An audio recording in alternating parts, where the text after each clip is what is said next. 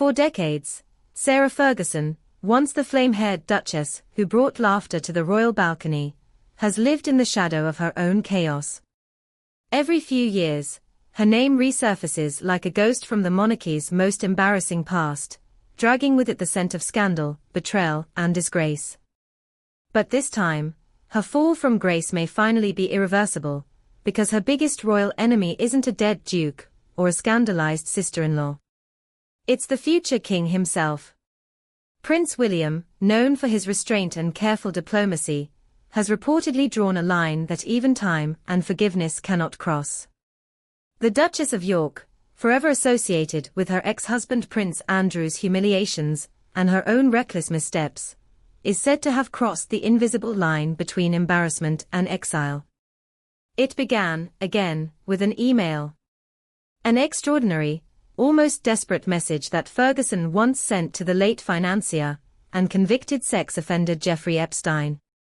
In it, she called him a supreme friend, a phrase that seemed to obliterate what little public sympathy she still possessed. The email resurfaced this year, reigniting old scandals that the palace had hoped were long buried. In the message, written years ago, but newly exposed, Ferguson begged forgiveness for disavowing Epstein publicly after his first conviction. "I know you feel hellaciously let down by me," she wrote. "You have always been a steadfast, generous and supreme friend to me and my family." The tone was pleading, almost servile, a duchess on her knees before a predator. Her spokesperson has since claimed that the email was written under duress, that Epstein had threatened her family, and she was trying to protect them. But for the public, and especially for the royal family, the damage was already done. Within days, several charities announced they could no longer keep her as patron. Longtime partners, some who had worked with her for decades, quietly severed ties. One PR analyst branded her toxic, warning that her commercial ventures might soon collapse entirely. It was, as one palace insider put it, the last straw for the firm. To understand why this latest revelation struck such a nerve, one has to look back at the long, unbroken chain of controversies that have defined Sarah Ferguson's life inside and outside the House of Windsor. She has been forgiven before. But perhaps never again. It was 1992, the year the Queen herself would later call her annus horribilis. And much of the horror could be traced to one woman. On a sun-drenched terrace in the south of France, a telephoto lens captured an image that would burn itself into royal infamy. Sarah Ferguson, barefoot and laughing, her toes being kissed by an American businessman, while she was still legally married to Prince Andrew. The photos were published across the world. Overnight, the Duchess of York became a global punchline. Inside the palace, the reaction was apocalyptic. Prince Philip, the Duke of Edinburgh, who had once found Fergie's boisterous humor charming, was reportedly so enraged he swore never to be in her presence again. For the rest of his life, he refused to share a room with her. Even at family events, seating plans had to be reconfigured so the Queen's husband and Andrew's ex-wife would never cross paths. To Philip, she was an unrepentant embarrassment, and to the royal establishment, she was a contagion. But to her credit, Sarah didn't vanish. She lingered, she laughed, she kept showing up. Perhaps that's what infuriated him most. The Queen, ever the pragmatist, maintained a polite détente. But within the family, the message was clear. Sarah Ferguson had brought shame to the crown, and the stain would never fully wash out. Prince William grew up watching all of it. The tabloid chaos. The scandals that threatened to engulf the institution his mother fought to protect. And like his grandfather before him, he doesn't forgive easily. According to royal author Andrew Loney, William loathes Sarah Ferguson. The Prince of Wales reportedly sees her as the embodiment of everything the monarchy must leave behind: scandal, excess, moral ambiguity. To him, she represents a world of careless privilege that almost destroyed the royal family's credibility in the 1990s. Sources close to the palace claim, that William has no interest in ever rehabilitating Fergie or his disgraced uncle, Prince Andrew. He wants them to disappear from public view, said one insider. He intends to freeze them out completely. Even King Charles, who has long displayed a soft spot for family reconciliation, may be reaching his limits. His decision earlier this year to bar Andrew and Sarah from high-profile royal events, including Christmas at Sandringham, was widely seen as a quiet victory for William.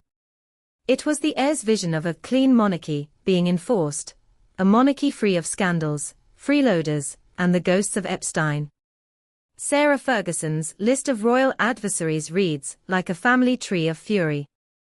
Prince Philip was her most vocal critic. What began as fond familiarity, her father was his polo manager, curdled into lifelong disgust after the toe-sucking debacle. He could never understand why she was still living under the same roof as Andrew, one source said. Even in his final years, the Duke reportedly refused to share air with her. Princess Margaret, the Queen's famously sharp-tongued sister, was no kinder. When Fergie, in a moment of contrition, sent her a bouquet of flowers in 1995, Margaret's written reply was ice-cold. "You have done more to bring shame on this family than could ever have been imagined." She went further. "How dare you discredit us like this, and how dare you send me those flowers?" But perhaps the most tragic fallout was with Princess Diana, once her closest friend. It was Diana who had introduced Sarah to Andrew, believing they would make a perfect match.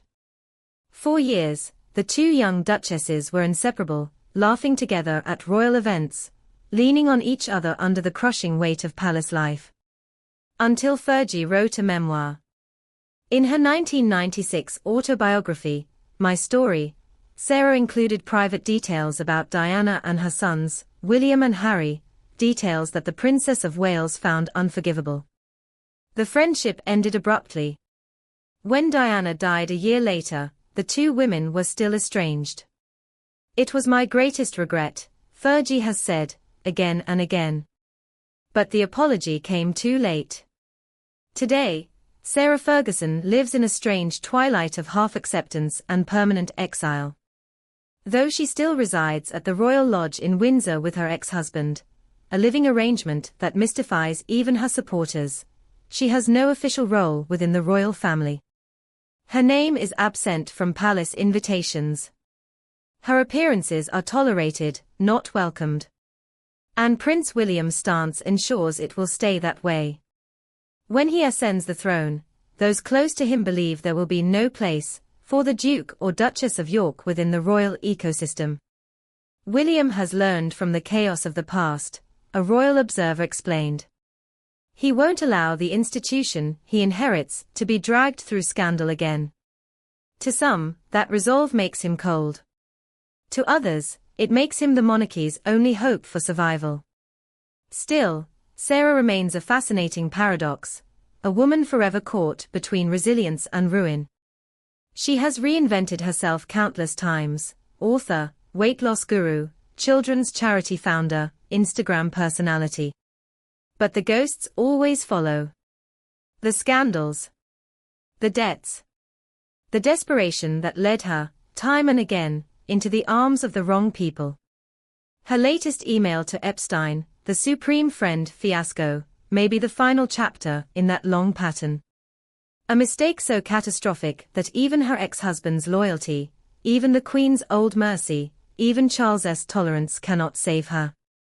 And certainly not the forgiveness of Prince William, a man who has spent his adult life trying to protect the monarchy from the sins of its past.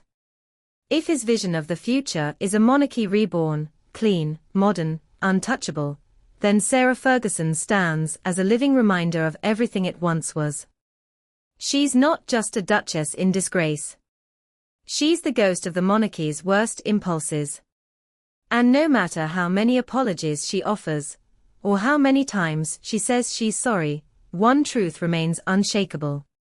Some stains, once made, are permanent.